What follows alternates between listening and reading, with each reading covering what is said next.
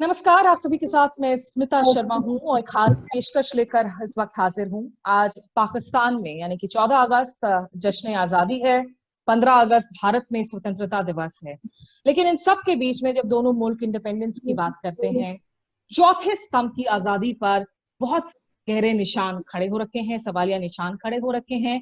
Press की freedom के साथ साथ खास करके जो महिला पत्रकार हैं उन पर जिस तरीके से खास करके सोशल मीडिया पर लगातार अब्यूजेस हो रहे हैं, ट्रोलिंग हो रही है, इसे लेकर पाकिस्तान में कुछ पत्रकार साथ आए। उन्होंने बकायदा एक स्ट्रॉन्ग स्टेटमेंट जारी किया है। तो पाकिस्तान में जहां पर पिछले कई दशकों में तख्ता पलट भी हुए हैं, वहां सेना के साथ भी जो है लगातार खास करके जहां तक रिपोर्टर्स के रिश्ते का सवाल है, आसान नहीं होता है वहां कतई रिपोर्टिंग कर पाना। भारत में भी अगर हम देखें, भारत में कभी इमरजेंसी का भी दौर देखा है, आज अलग तरीके के अथॉरिटेरियनिज्म की भी हम बात करते हैं, मेजॉरिटेरियन की बात करते हैं, और साथ ही साथ जिस तरीके से सोशल मीडिया की ये जो दिक्कतें हैं वो कॉमन ब्रिज नजर आती हैं जब हम विमेन रिपोर्टर्स की बात करें दोनों मुल्कों में। टीवी में तो एक धड़ा ऐसा है जो सरकारों की पीआर करता हुआ नजर आता है, जो लोग सत्ताधारी हैं या पोजीशंस ऑफ पावर पर हैं उनसे सवाल नहीं पूछना चाहता, और जो सीरियस आवाजें हैं जो सवाल पूछना चाहती हैं, खास करके उनमें अगर महिलाओं भी हो, तो उनको किसी तरीके से लेबल किया जाता है या थ्रेट्स किया जाता है। इन्हीं सब मसलों पर बात करने के लिए आज मेरे साथ खास मेहमान मौजूद हैं। हेमल सरफराज, आप सीनियर जर्नलिस्ट हैं, वरिष्ठ पत्रकार हैं, लाहौर से हमारे साथ जुड़ रही हैं, और current.pk जो एक न्यूज पोर्टल है उनकी आप को फाउंडर भी हैं। साथ ही मुनीज़े जहांगीर, आप हमारे साथ लाहौर से जुड़ रही हैं और ह्यूमन राइट्स पर खास करके बहुत ज्यादा आप काम भी करती हैं आपके प्लेटफॉर्म voice.pk के जरिए। सुहासिनी हैदर, भारत में एक बड़ा नाम जर्नलिस्ट हमारे साथ, द हिंदू की diplomatic editor, national affairs editor, आप हमारे साथ दिल्ली में जुड़ रहे हैं। तो मैं इस चर्चा को शुरू करने के पहले सिर्फ शुरुआती जो दो लाइन है, जो स्टेटमेंट जारी किया गया है पाकिस्तानी जर्नलिस्ट की तरफ से, वो पढ़कर सुनाना चाहूंगी दर्शकों को। Vicious attacks through social media are being directed at women journalists and commentators in Pakistan, making it incredibly difficult for us to carry out our professional duties. The target of these attacks are women with differing viewpoints and those whose reports have been critical of the Pakistan Tehreek-e-Insaf's government and more specifically its handling of the coronavirus pandemic. सबसे पहले तो महमल, अगर मैं आपसे शुरुआत कर सकूं कि क्या लगा कि पानी सर से ऊपर बह चुका है, क्या वजह रही कि आखिर आप जर्नलिस्ट को इस तरह से स्टेटमेंट बयान जो है वो जारी कर? Thank you Smita for having me. जश्न आज़ादी मुबारक पाकिस्तान, और कल आप लोगों की भी जश्न आज़ादी, तो आप लोगों को भी उसकी बहुत मुबारक। जो आपने बात की, देखिए स्मिता, आपको पता है कि ट्रोल्स जो हैं, ऑनलाइन ट्रोल्स, ये कब से हैं, ये कई सालों से हैं। ऐसी कोई बात नहीं है कि कोई नई चीज हो। गालियां भी हमें बहुत पड़ती रही हैं, हम इम्यून भी हो जाते हैं एज जर्नलिस्ट। हम सब पत्रकार जो है, आदमियों को भी पढ़ती हैं, औरतों को भी पढ़ती हैं। लेकिन एक दो तीन चीजें इसमें। पहली चीज ये कि जो जेंडर बेस्ड स्लर्स और थ्रेट्स और जो गाली है ना, वो बहुत ही गंदी नोयत की होती है। मैं आपको कहूँ, मुझे व्हाट्सएप पे कई दफा anonymous numbers in the sense कि numbers I don't recognize of course and then I block them, वो इस तरह के मैसेजेस, इतने ग्राफिक किस्म के कई दफा मैसेजेस होते हैं जस्ट बिकॉज वो मेरे से पॉलिटिकली डिसएग्री करते हैं। तो मैं वो पढ़ भी नहीं सकती। मैं बस सिर्फ वो एक या दो लाइन मुझे समझ आ जाती है, ब्लॉक कर। फिर ट्विटर के ऊपर भी इस किस्म की बहुत सारी चीजें आती हैं। आपके ऊपर इल्जाम लगते हैं कि आप उसके साथ सोती हैं, आप फलाने के साथ है, आप पैसे लेती हैं इस पॉलिटिकल पार्टी से, उस पॉलिटिकल पार्टी से। आप इवन जो आदमियों को भी गाली पड़ती है, मेल जर्नलिस्ट को, वो भी आप अगर आधी से ज्यादा निकाल के देखें तो वो उनकी माँ बहन के बारे में, वो भी सेक्सुअलाइज्ड इन नेचर ही होती है। हम लोगों ने ये सोचा, जब हम चंद जर्नलिस्ट जिनके खिलाफ एक ऑर्गेनाइज ट्रोलिंग हो रही थी, वो ऑर्गेनाइज ट्रोलिंग इस तरह से हो रही थी कि कोई मिनिस्टर या गवर्नमेंट ऑफिशियल हमारी कोई स्टोरी या हमारी कोई ट्वीट या कोई इस तरह की चीज निकाल कर और उसके ऊपर सवाल उठा देते थे, और वो एक तरह से एक सिग्नलिंग होती थी। और उसके बाद फिर हमारे ऊपर जो ऑर्गेनाइज ट्रोल्स जो है वो शुरू हो जाते थे एक या दो दिन के बाद। पर जो हमने चीज एक देखी थी, क्योंकि एक जो पीटीआई की पूरी जो टीम्स है, ट्रोल टीम्स है, आई थिंक उन्होंने हमारे आप लोगों के मुल्क से बहुत कुछ सीखा है। और जो एक मोदी भक्त की जिस तरह टीम होती है एक सोशल मीडिया पे, उनकी जिस तरह प्रेजेंस है, उसी मॉडल को फॉलो करते हुए इन्होंने भी एक अपनी बड़ी स्ट्रॉन्ग मीडिया टीम जो है ना, सोशल मीडिया टीम रखी। वो जो ऑर्गेनाइज्ड ट्रोलिंग के अंदर उनका बड़ा हाथ होता है, वो बड़े तरीके से करते हैं, वो टारगेट जो भी वो डिसाइड करते होंगे, और उनकी देखा देखी आप दूसरी पॉलिटिकल पार्टीज भी हमारी जो है वो भी अपने सोशल मीडिया में, किसी को पीटीआई कोई उन्होंने बनाई, because they used to dominate the social media, और जिस तरह हमारे सोशल मीडिया अकाउंट की हैक करने की उसके बाद कोशिशें भी होती थी, तो इसके बाद हम लोगों ने शुरू में तो हमने इग्नोर किया स्मिता, मेंशंस नहीं चेक की, बल्कि यहाँ तक कह अच्छा यार मेंशंस ही ना चेक करो। हम लोगों ने चंद फ्रेंड्स ने डिसाइड किया कि let's not, you know, it's too toxic, it's too negative, so we won't even check that. और हम उसके बाद हम, लेकिन फिर it got too much, because हमारे प्रोफेशनल करियर्स को भी ये हर्ट कर रहे थे। बहुत ज्यादा चीजों में, कुछ में हमारे एक्सेस ब्लॉक हो रही थी, कुछ में, और फिर हमें जिस तरह से डिस्क्रेडिट किया जा रहा था, तो उसकी वजह से आपके ऊपर, जब जर्नलिस्ट की तो क्रेडिबिलिटी, देखिए हमने तो पैसा नहीं कमाया, हमने क्रेडिबिलिटी ही कमाई है अपने काम से, अपने हार्ड वर्क से, तो ये हमारे लिए बड़ी प्रॉब्लमैटिक चीज थी। So then we decided to come together, फिर हमने मिलकर एक स्टेटमेंट बनाई, हमने बाकी अपनी सीनियर जर्नलिस्ट को, अपने बाकी कॉलीग से बात की, और फिर हमने इनिशियल जो है वो सिग्नेचर्स लेके फिर हमने वो कैंपेन जब ट्विटर पे स्टार्ट की, और ट्विटर पे कैंपेन स्टार्ट करने के बाद नंबर 1 ट्रेंड भी किया, टैक्स ऑन साइलेंस पूरा दिन ऑलमोस्ट, और ये था कि हमें उसकी सपोर्ट भी बहुत जेन्युइन सपोर्ट मिली। So I think enough is enough, ये हमने सोचा कि बहुत हो गया, पानी सर से नहीं अभी गुजरा, अभी तो और भी चीजें होंगी मेरे ख्याल में, इतनी जल्दी साइबर बुलिंग खत्म नहीं होती, बट स्टिल हमें ऑन द रिकॉर्ड लाना था, हमारा मकसद था कि हम रिकॉर्ड पर लेकर आए, हमारे साथ जरूर है और हम चुप नहीं रहे। बिल्कुल।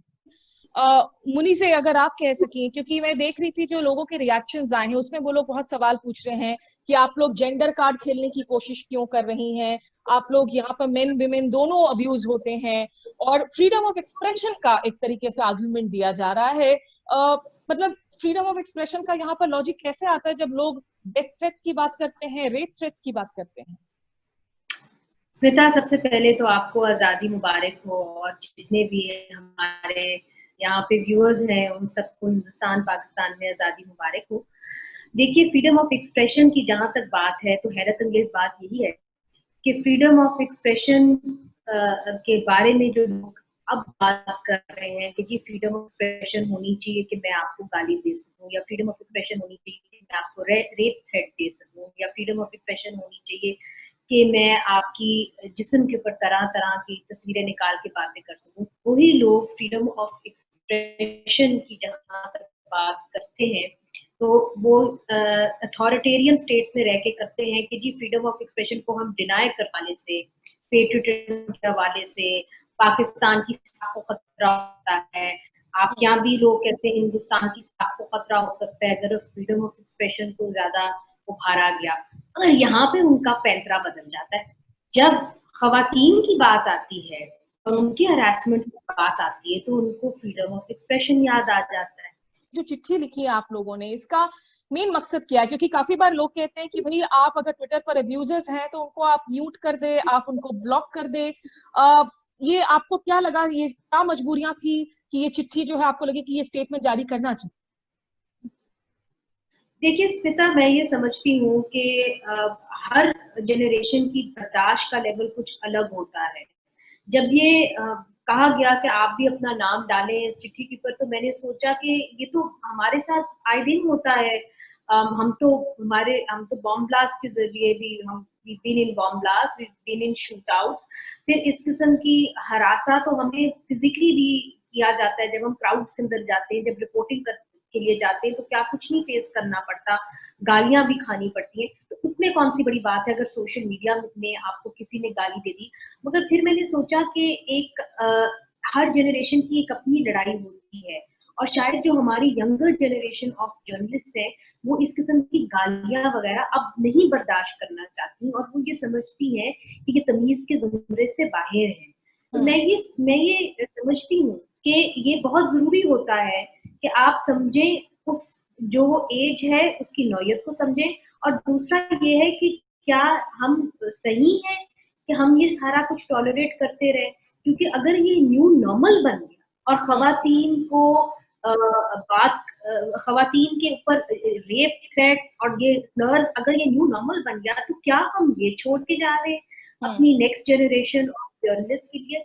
तो मैं समझती हूँ कि ये सोच के मैंने कहा कि नहीं, अब हमें कह देना चाहिए इनफ, ये हमारी रेड लाइन है और हम नहीं चाहते कि हमारी जो यंगर जनरेशन है वो इस डर से अपनी जर्नलिज्म करें कि आज मैं कुछ कहूंगी हुकूमत के खिलाफ तो मुझे इस किस्म की गंदी गालियां का बर्दाश्त और मुझे बर्दाश्त करनी पड़ेंगी ट्विटर के ऊपर। और मैं आपको बताऊं बहुत सारी ऐसी खवातीन सहाफियां बनना चाहती हैं, खवातीन सहाफी बनना चाहती हैं जो समझती हैं कि जी अगर हम सहाफत में आ गए तो अगर जिस तरह इनको गालियां पड़ी, इनकी बेइज्जती हो रही है, हमारी भी होगी। इसलिए बहुत सारी young women they don't want to come into this profession और हम इस प्रोफेशन के साथ we want to be fair to this profession, we want to report without fear। तो मैं समझती हूँ कि ये फ्रीडम ऑफ एक्सप्रेशन की बात है ही नहीं।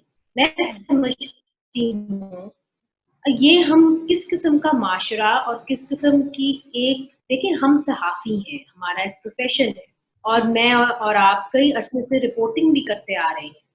बहैसियत रिपोर्टर एक सहाफी, एक खातून का रिपोर्टिंग करना हिंदुस्तान और पाकिस्तान में बहुत मुश्किल होता है।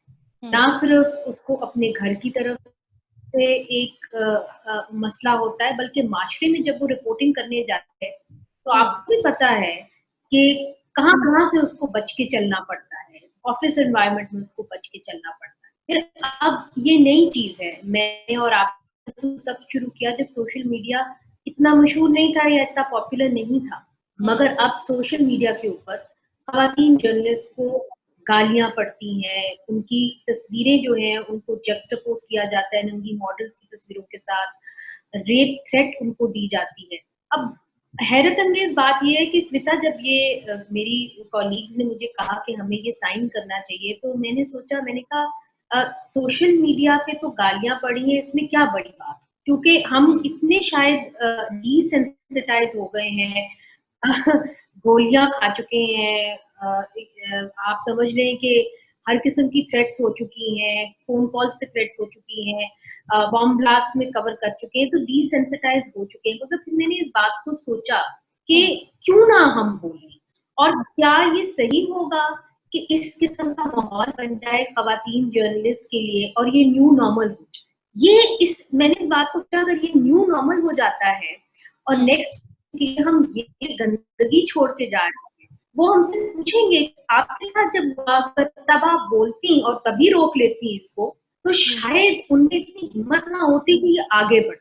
तो ये बात है आगे की, हमने कैसे आगे बढ़े बहैसियत एक माशरा और हमने किस किस्म की इन्वायरमेंट, चाहे वो हिंदुस्तान हो, पाकिस्तान हो, पूरी दुनिया हो, एज विमेन जर्नलिस्ट किस इन्वायरमेंट हमने नेक्स्ट जनरेशन के लिए छोड़ के जानी है कि वो इस किस्म के माशरे के अंदर आएंगे कि वो डर के रिपोर्टिंग करेंगे कि अगर वो कुछ कह देंगे तो उनको आगे से जिस किस्म के, मैं तो मुनासिब नहीं समझती, मगर जिस किस्म के अल्फाज से उसे पुकारा जाता है, इस किस्म के अल्फाज से पुकारा जाए, so there has to be a red line and we have to draw it.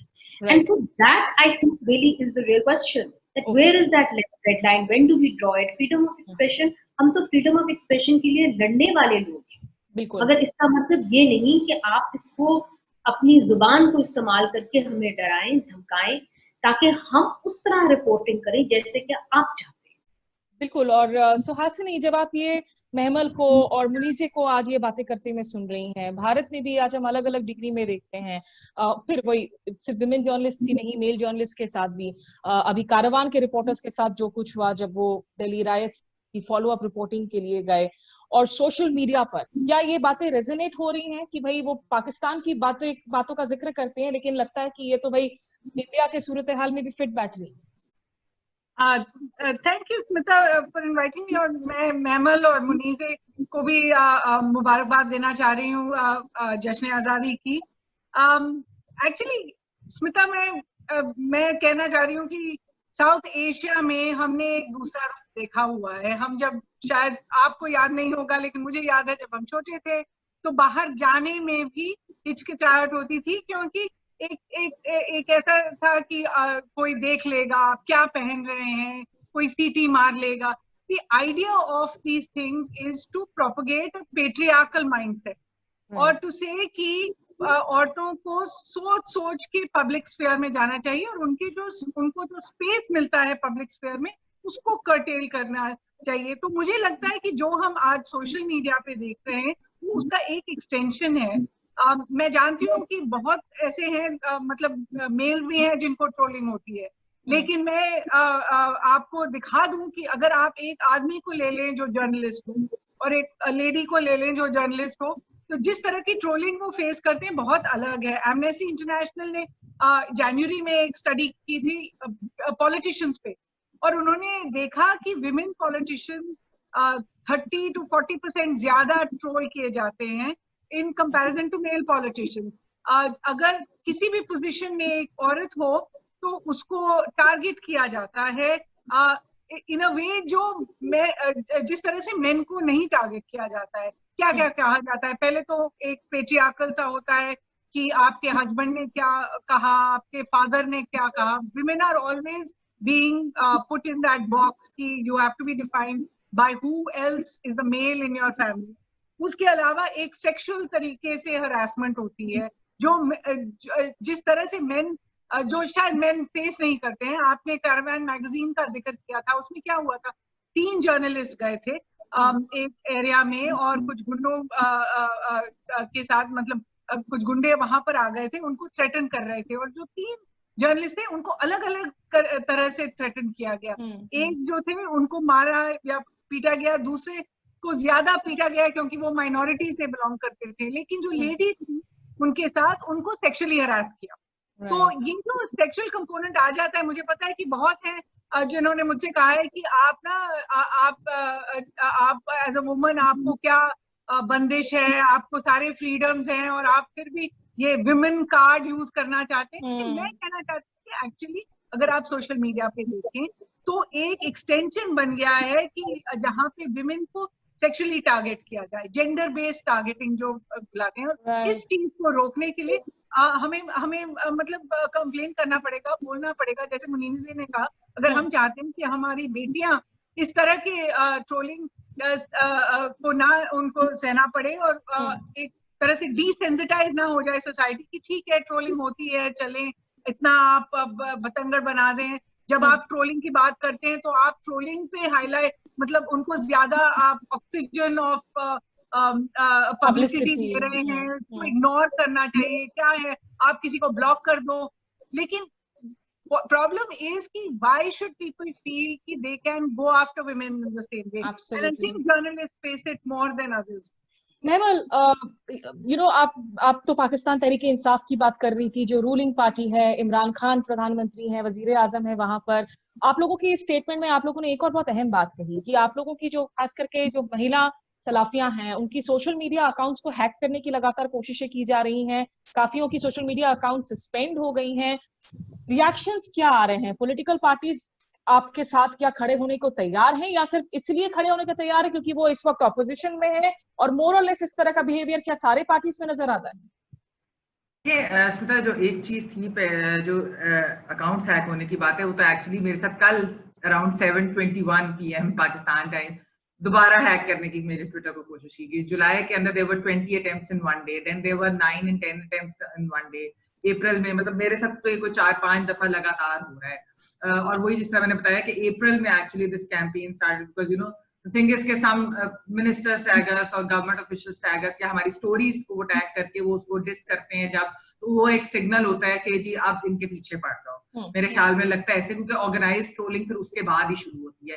गालियां वगैरह तो जैसे पहले भी मैंने कहा कि वो तो पहले भी रैंडम भी पड़ती थी, लेकिन फिर एक ऑर्गेनाइज ट्रोलिंग जो कि डिफरेंट लेवल की होती है, क्योंकि खाली सिर्फ उसके नीचे गालियां और बाकी चीज होती है, but this is a certain kind of thing. जो दूसरी आपने कहा कि इसमें पॉलिटिकल पार्टीज का क्या है, देखिए हमें जो नेशनल असेंबली की ह्यूमन राइट्स कमेटी है जिसके चेयर पीपल्स पार्टी के चेयरमैन बिलावल भुट्टो जरदारी, उन्होंने तो फौरन इसका नोटिस लिया और उन्होंने हमें, क्योंकि हमने अपनी स्टेटमेंट में वैसे भी asked the human rights committee also to take notice, तो उन्होंने हमें बुला भी लिया है 18 तारीख को।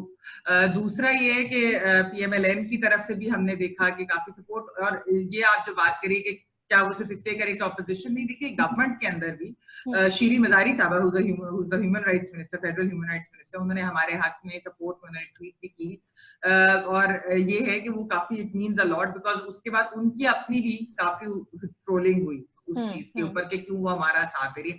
लेकिन ओवरऑल हमें अभी तक गवर्नमेंट की तरफ से सिवाय शीरी मजारी साहबा के एज सच कोई पॉजिटिव रिस्पॉन्स नहीं रहा। बट ये भी खैर एक बड़ी बात है कि एक फेडरल सिटिंग मिनिस्टर जो है वो हमारी सपोर्ट के लिए बात कर रही है। ऑपोजिशन पार्टीज की खाली ये बात नहीं है कि वो इसलिए कर रही हो, हो भी सकता है कुछ इसलिए कर रही हो कि पीपल के वो गवर्नमेंट की बात है। बट थिंग इज कि देखिए हमने तो रिप्रेजेंटेटिव एग्जांपल लेनी थी। मैं तो यही बात कर रही हूँ कि ये सारे सोशल मीडिया विंग्स जो है पीटीआई की देखा देखी बाकी पार्टीज ने भी अब बना ली, तो इसलिए हम ये नहीं कहते। लेकिन जो एक स्टेट पावर होती है, स्टेट मशीनरी होती है, दे आर बिहाइंड समथिंग। जिस तरह अभी वो इंडिया के अंदर जिस तरह मैं बात करी, जो बीजेपी की सोशल मीडिया प्रेजेंस होगी या जो उनकी सोशल मीडिया ट्रोलिंग की वो सारी होगी, और जिस किस्म की वो फिर फीमेल जर्नलिस्ट की जैसे खासतौर पे मुझे लगता है कि शायद एक इसमें मिसोजिनी का भी एलिमेंट आता है। दे थिंक कि female journalist are an easy target, they can easily bully us and silence. देखो सेल्फ सेंसरशिप हमने की, हमने स्टेटमेंट में भी लिखा है। मैं कई दफा ट्वीट करने से पहले सोचती मैं ट्वीट करूं कि ना, फिर मैं गायब हो जाती, मैं नहीं करती। मतलब ये होता है, ये सबके साथ इस तरह की चीज होती है। इवन न्यूज रिपोर्ट भी आप ट्वीट करो, कोई उस पर कॉमेंट नहीं आपने दिया, उसके नीचे भी गालियां हैं। और गालियां जिस तरह मुनीज़ ने कहा वो हम रिपीट भी नहीं कर सकते, वो इतनी सेक्सुअलाइज्ड इन नेचर है। फिर आपके ऊपर इल्जाम है कि यू गेट पेड जी लिफाफा जर्नलिस्ट, तो यहाँ पर एक बड़ा लफ्ज इस्तेमाल है कि लिफाफा जर्नलिस्ट। तो इल्जाम लगाना बहुत आसान है, फिर हमारी सही वाली न्यूज को भी ऐसे ही फेक न्यूज कह के डिबंक कर देना, डिस कर देना, ये हमारी क्रेडिबिलिटी को भी हिट करता है। देखिए इसमें ये हमारे असल में एक मेंटल टोल तो है, जो ये सारी सेक्सुअलाइज्ड नेचर ऑफ अब्यूज और एक ऑर्गेनाइज्ड ट्रोलिंग से होती है। But then the other thing is कि वी आर हिट प्रोफेशनली, हमारी एक्सेस कभी ब्लॉक हो जाती है, हमारी क्रेडिबिलिटी, जो हमारे अगर ऑडियंस है या व्यूअर्स हैं, जो कि ठीक है वैसे तो ऑडियंस बहुत ज्यादा अकलमंद होती है, दे नो कि बहुत ज्यादा प्रोपेगेंडा इस तरह की चीजों का होता है, खासतौर पर अगर आप क्रिटिसाइज करें। But even then the thing is कि आप फिर भी लोगों को आप एलियनेट कर रहे हो, डिस्क्रेडिट कर रहे हो जर्नलिस्ट। तो उसके खिलाफ हमने सोचा कि हम क्यों ना आवाज उठाएं। हम शुरू में 3-4 ही थी, फिर बाद में जैसे मुनीज़ ने कहा कि जब we reached out to all of these people as well, हमने कहा कि हमें आवाज उठानी चाहिए। शुरू में हमने भी सोचा कि क्या लिखना चाहिए या नहीं लिखना चाहिए, मतलब is it so serious, but then we thought we had enough यार। और कहीं ना कहीं वो जो रेड लाइंस है जिसकी बात सुहासिनी कर रही है, मुनीज़े कर रही है, मुनीज़े इनफैक्ट उसी पॉइंट को जो सुहासिनी ने जिसका जिक्र किया कि भाई ये आमतौर पर एडवाइस दिया जाता है कि कोई ट्विटर पे ट्रोल हो तो आप म्यूट बटन का इस्तेमाल करें, आप ब्लॉक का इस्तेमाल करें, उनको पब्लिसिटी चाहिए, आप उनको पब्लिसिटी ना। इस आर्ग्यूमेंट को, हालांकि हाँ वो हमारे मेंटल पीस के लिए, मेंटल हेल्थ के लिए जरूरी हो जाता है कि हम उस तरह के सराउंड साउंड को कट कर दे, लेकिन क्या वो एक सही स्ट्रैटेजी नजर आता है मुनीज़े? स्मिता, मैं एक बात आपसे करना चाहती हूँ। जिंदगी में हमने बहुत सारी खवातीन को देखा, चाहे वो सियासत में हो, चाहे वो सहाफत में हो, पाकिस्तान और हिंदुस्तान में, जिन्होंने ये बड़ा कुछ फेस किया। आई रिमेम्बर मैं बेनजीर भुट्टो साहिबा का इंटरव्यू करने गई थी, और उस वक्त बड़ा सुनहरा मोमेंट था। दोनों, नवाज शरीफ साहब और बेनजीर भुट्टो वापस आ रहे थे पाकिस्तान। मुशर्रफ की यहाँ पे आमराना दौर था, और उन्होंने चार्टर ऑफ डेमोक्रेसी उस वक्त साइन किया था लंदन के अंदर। तो उसी दिन एक अखबार था, और उन्होंने बेनजीर भुट्टो साहिबा, जो अब उनके बच्चे बड़े हो गए थे, she was well into her 50s, और उन्होंने उनकी तस्वीर निकाली थी। उनकी तस्वीर थी, नीचे there was a naked model, Russian model, तो they juxtapose the picture, and नीचे उन्होंने कैप्शन उर्दू में दिया था कि आप क्या चाहते हैं कि इस किस्म की खातून आपकी वजीर आजम बने। और इट रिमाइंडेड मी कि जब मैं बच्ची थी तो पहली दफा जब वो वजीर आजम बन रही थी इन द 80s, तो पीटीवी ने एक प्रोग्राम चलाया था जहां पे उन्होंने पूछा था लोगों से जाके कि इस्लाम के अंदर तो ये है ही नहीं कि जो खवातीन है वो वजीर आजम बन सकती है कि नहीं बन सकती। फिर उस वक्त थोड़े अरसे बाद मियां नवाज शरीफ साहब की जब हुकूमत आई, तो एरोप्लेन से फ्लायर जो थे वो डिस्ट्रीब्यूट किए गए थे। बेनजीर भुट्टो साहिबा एक बॉल गाउन में थी ऑक्सफोर्ड में, और एक आदमी के साथ वो डांस कर रही थी, और नीचे लिखा हुआ था ये है असल चेहरा बेनजीर भुट्टो का। और मेरी नानी उस वक्त कह रही थी कि मैं वोट डालने नहीं जाऊंगी, मगर वो तैयार हो रही थी, उनका था ये फ्लैट देख के अब तो मैं बेनजीर के लिए ही वोट डालूंगी।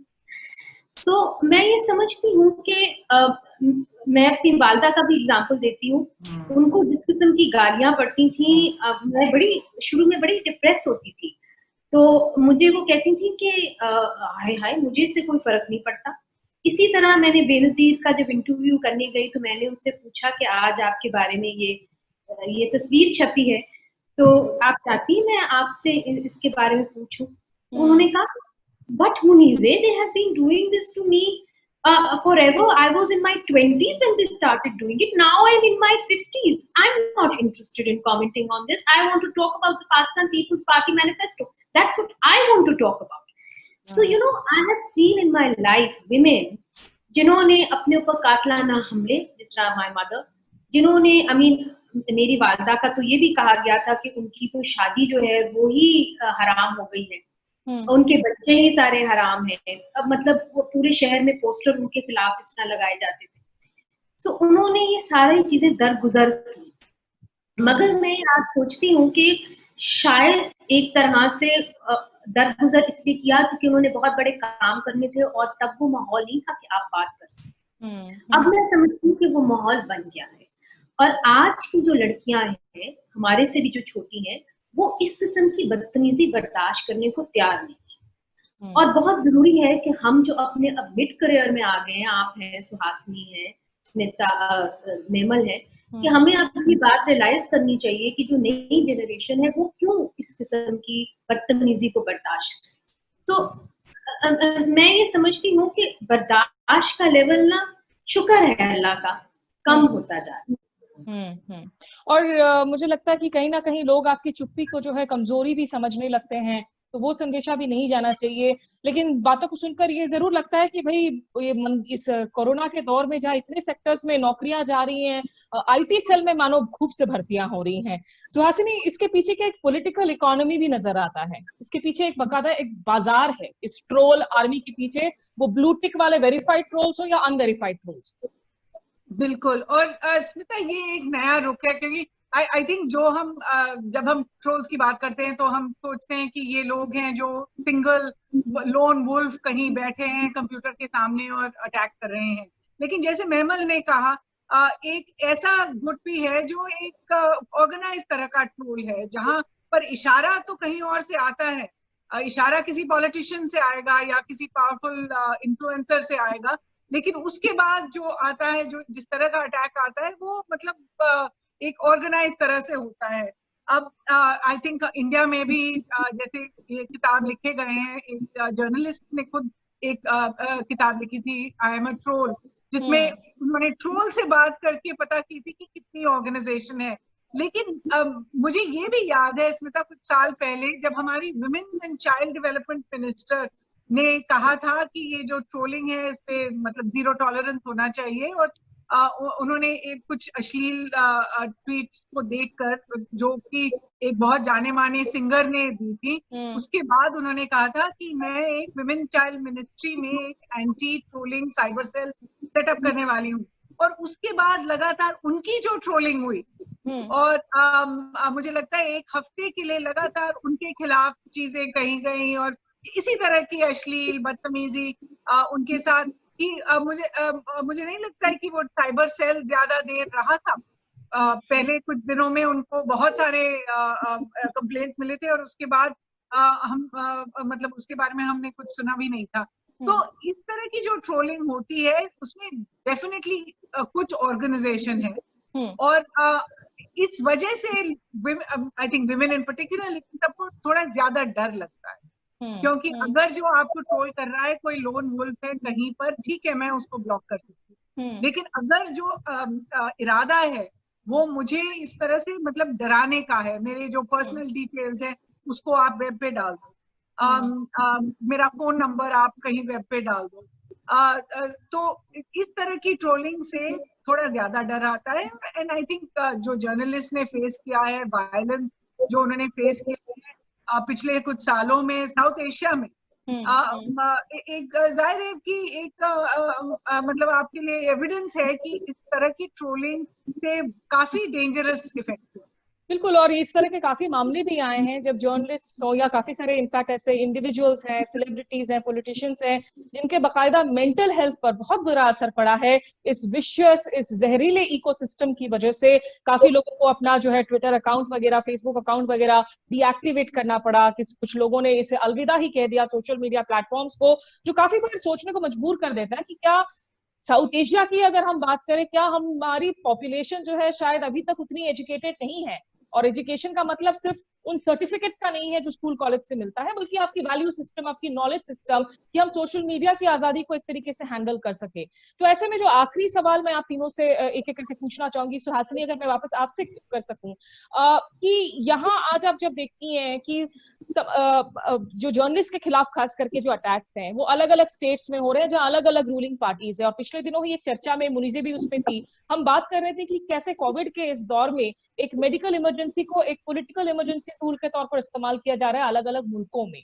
तो इस दौरान क्या आपको लगता है कि सारे लोग कभी भी संगठित एक पेज पर आकर इन बातों की निंदा करेंगे, या उनके इंटरेस्ट में होता है कि किस तरीके से जो है ये टूल आगे भी जो है जारी रहेगा हरासमेंट के लिए? पहले ये कोरोना वायरस के टाइम में आई थिंक एक बहुत कन्वीनियंट एक्सक्यूज बन गया है सारे रेजिम्स के लिए, सारे जो हुकूमतें हैं उनके लिए, कि उनके खिलाफ कोई प्रोटेस्ट नहीं हो सकती है, पब्लिक में कोई प्रोटेस्ट नहीं हो सकती है। ये अच्छी बात है कि ये जो पाकिस्तान में सहाफी थे उन्होंने अपना प्रोटेस्ट ऑनलाइन किया था, लेकिन गवर्नमेंट को पता है कि भारी तादाद में लोग अब सड़कों पे नहीं आ सकते हैं, और जब भी वो आना चाहेंगे भी तो मुझे लगता है कि ये कोरोना एक बहुत ही वैल्यूबल टूल बन गया है हुकूमतों के लिए।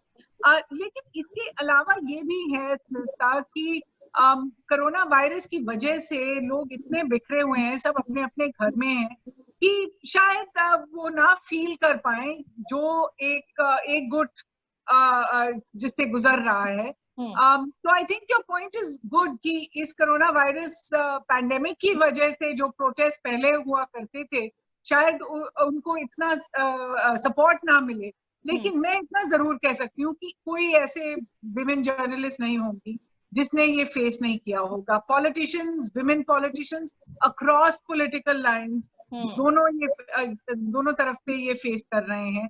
तो कभी ना कभी ये जो एक्सपीरियंसेस हैं उसके खिलाफ I think there will be some kind of action. जैसे मैमल ने कहा, उनके पार्लियामेंट में अब ह्यूमन राइट्स कमेटी में इसकी चर्चा हो रही है।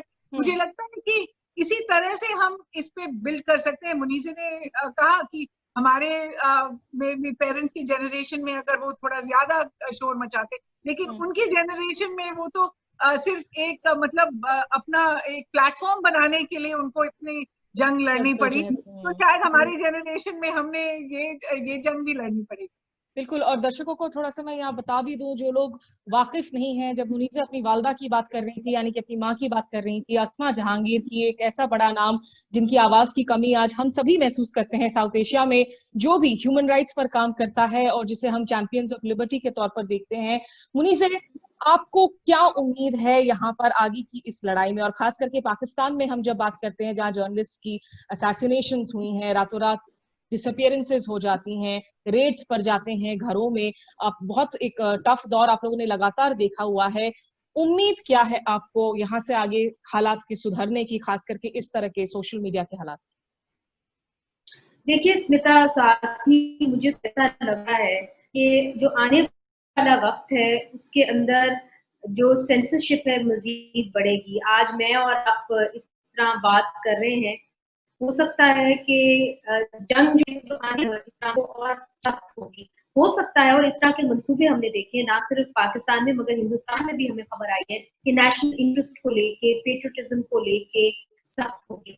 वो हम आप तो कल मोहम्मद हनी साहब ने हमारे voicevk.net के प्लेटफॉर्म के ऊपर on the eve of independence ये कहा कि जब हमने आजादी ली तो शायद ब्रिटिश को नहीं पता था कि किस तरीके से हमें अच्छी तरीके से सेंसर करना है।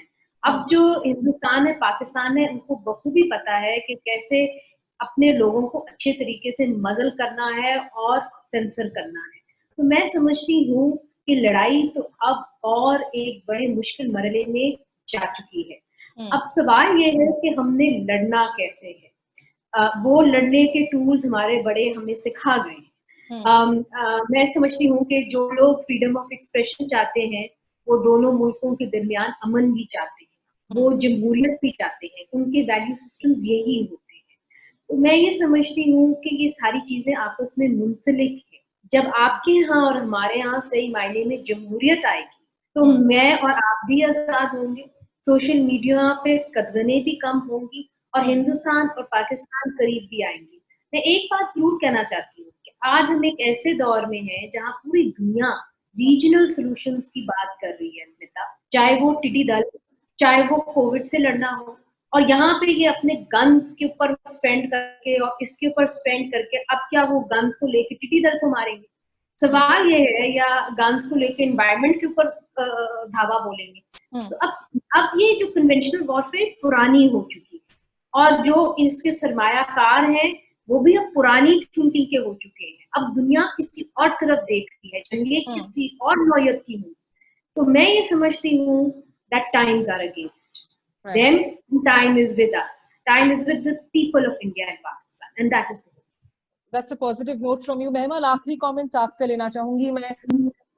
मतलब क्या एक तरीके से इसका आपने हल्के से जिक्र भी किया पहले, लोग मजबूर हो गए हैं सेल्फ सेंसर करने के लिए कि भाई, और ये टैक्टिक्स इसलिए भी इस्तेमाल हो रही है क्योंकि भाई टेलीविजन को आपने डीलेजिटिमाइज कर दिया है। टीवी स्टूडियोज में आज उल जुलूल डिबेट्स होती हैं, सिर्फ और सिर्फ कम्युनल पोलराइजिंग डिबेट्स होती हैं, और उसके बाद टीवी को पेश किया जाता है कि TV is equal to media. तो मैं ये लोगों को हमेशा याद दिलाती हूँ कि जब आप इंडियन मीडिया की बात करते हैं तो वो सिर्फ टीवी नहीं है। आज बहुत सी आवाजें हैं जो प्रिंट में हैं, ऑनलाइन हैं, इंडिपेंडेंट हैं, जो अभी भी they are speaking truth to power. तो इन लोगों को दबाने के लिए ये जो टूल का इस्तेमाल किया जा रहा है, इसलिए भी कि मजबूर किया जाए कि वो सेल्फ सेंसरशिप करें खुद से, या हम यू राइट स्मिता, एक्चुअली जो जर्नलिस्ट को डिस्क्रेडिट करने की बात है ना, वो इसीलिए है। वो बेशक वो इलेक्ट्रॉनिक मीडिया के हों, वो डिजिटल मीडिया के हों, वो प्रिंट मीडिया के हों, ये चीज होती है।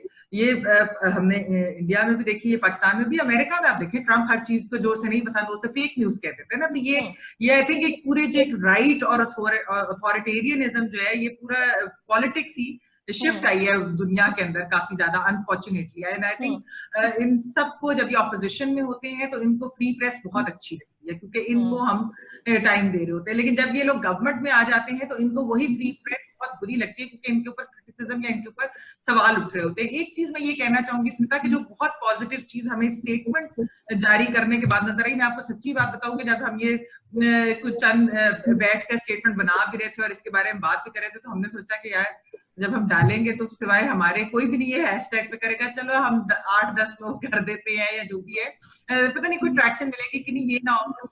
I mean, we were just like, you know, पता नहीं क्या होगा इसका response. We were not expecting this response। इतना अनप्रेसिडेंटेड हमारे साथ लोगों ने, हमारे मेल कॉलीग्स ने भी हमें अक्रॉस पॉलिटिकल पार्टी, जिसका मैंने पहले भी कहा, शीरी मजारी साहबा से आना, सिटिंग गवर्नमेंट से आना, जब हम उन्हीं की गवर्नमेंट की बात भी कर रहे हैं, वो बहुत बड़ी बात है। फिर बाकी भी पार्टीज के अलावा लोगों से, जेन्युइनली सोशल मीडिया पे लोग जो जर्नलिस्ट भी नहीं है, जिनका कोई ताल्लुक नहीं किसी पॉलिटिकल जमात से भी, एक प्रॉपर आई, क्योंकि लोग एक टॉक्सिक एनवायरनमेंट से आई थिंक सोशल मीडिया पे तंग आ गए। देखिए आपको याद होगा आज से 10 साल पहले जब हम लोग नए नए ट्विटर वगैरह पे आए थे, तो हम लोग बहुत मजाक भी आपस में करते थे, हम बातें करते थे, एंगेजमेंट भी होती थी, even people who disagreed with us हम उनके साथ भी एंगेज करते थे। आज सिविलाइज्ड डिस्कोर्स नहीं है। आज मैं आपको हेलो स्मिता या हेलो सुहासनी या हेलो मुनीज़ा लिखूंगी ना, तो नीचे एक तो पहले आ जाएगा कि वो ट्रेटर क्योंकि हम इंडिया पाकिस्तान, दूसरा हमें गालियां आ जाएगी, तीसरा हमारी औरतें होने पे या हमारी शक्लों पे कोई चीज आ जाएगी कमेंट, और उन्हें लगेगा कि हम सारे बहुत अमीर हैं क्योंकि आपको रॉ से पैसा मिल रहा है, मुझे ISI से पैसा मिल रहा है।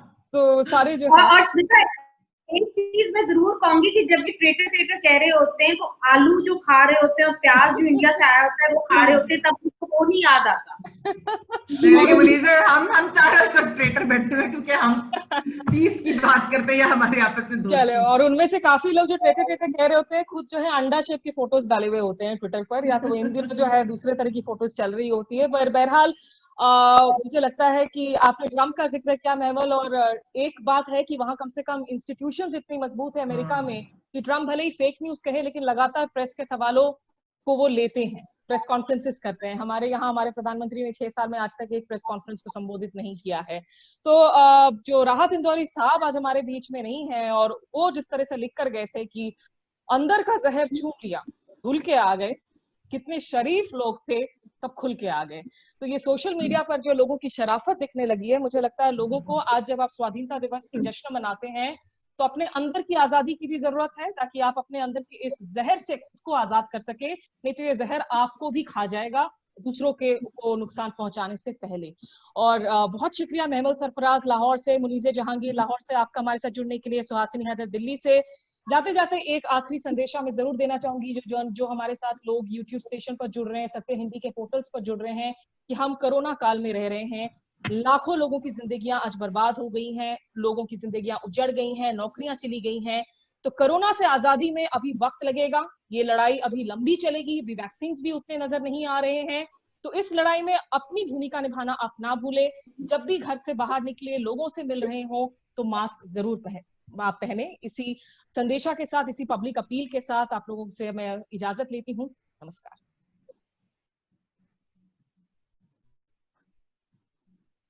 फिर जल्द मिलेंगे। स्वतंत्रता दिवस की मुबारकबाद।